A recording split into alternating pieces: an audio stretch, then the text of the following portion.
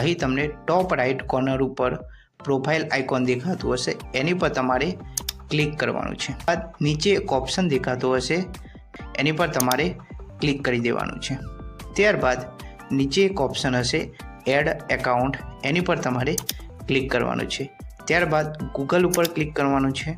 Create account, એની પર તમારે click કરી દેવાનું છે. અહીં દોસ્તો તમને બે ઓપ્શન જોવા મળશે, ફોર માય પર્સનલ યુઝ અને બીજો ઓપ્શન છે for work on my business. પહેલા ઓપ્શને સિલેક્ટ કરીશ. ત્યારબાદ અહીં તમારે નામ અને સરનેમ એડ કરી દેવાનું છે. ત્યારબાદ નેક્સ્ટ ઉપર ક્લિક કરો. જન્મ તારીખ અને જેન્ડરને એડ કરી દેવાનું છે. ત્યારબાદ નેક્સ્ટ ઉપર ક્લિક કરવાનું છે. અહીં દોસ્તો તમને જીમેલ એડ્રેસમાં 3 અલગ અલગ ઓપ્શન જોવા મળશે. પહેલા ઓપ્શનમાં દોસ્તો તમને ડાયરેક્ટ બનાવેલું જીમેલ એડ્રેસ મળી જશે. બીજા ઓપ્શનમાં તમે જીમેલ એડ્રેસની જગ્યાએ તમે મોબાઈલ નંબર યુઝ કરી શકો છો. અને ત્રીજો ઓપ્શન છે તમારું પોતાનું એક ન્યૂ જીમેલ એડ્રેસ બનાવવું. Create your own Gmail address ઉપર ક્લિક કરીશું. પોતાનું જીમેલ એકાઉન્ટ બનાવીશું. દોસ્તો તમે જીમેલ એડ્રેસમાં લેટર્સ, નંબર્સ એન્ડ ફૂલ સ્ટોપનો યુઝ કરી શકો છો.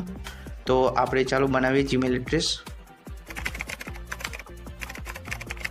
તો મેં મારું જીમેલ એડ્રેસ બનાવી દીધું છે. ત્યારબાદ નેક્સ્ટ પર ક્લિક કરીશું. અહીં દોસ્તો તમને એક નીચે રેડ કલરમાં દેખાતું હશે કે that user name is taken, try another, મતલબ કે આ નામનું યુઝર નેમ બની ગયેલું છે, તમે બીજું ટ્રાય કરો. તો આપણે બીજું ટ્રાય કરીશું.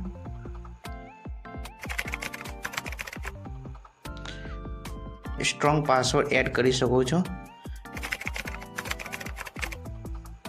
ત્યારબાદ દોસ્તો નેક્સ્ટ ઉપર ક્લિક કરવાનું છે. અહીં દોસ્તો તમે યુઝર નેમ અને પાસવર્ડને સેવ પણ કરી શકો છો, એટલા માટે હું સેવ કરી દઉં છું. ત્યારબાદ દોસ્તો અહીં તમારે નીચે એક ઓપ્શન દેખાતો હશે, એની પર તમારે ક્લિક કરી દેવાનું છે. ત્યારબાદ નેક્સ્ટ ઉપર ક્લિક કરવાનું છે. નીચે સ્ક્રોલ કરતાં આઈ એગ્રી ઉપર તમારે ક્લિક કરવાનું છે. અહીં તમને તમારા જીમેલ એપ્લિકેશન પર રીડાયરેક્ટ કરશે. અહીં દોસ્તો તમારે પ્રોફાઇલ આઇકન ઉપર ક્લિક કરવાનું છે. ત્યારબાદ તમારું ન્યૂ જીમેલ એડ્રેસ અહીં તમને દેખાતું હશે નીચે, એની પર ક્લિક કરવાનું છે. એટલે દોસ્તો તમારું જીમેલ એડ્રેસ બની ગયું છે.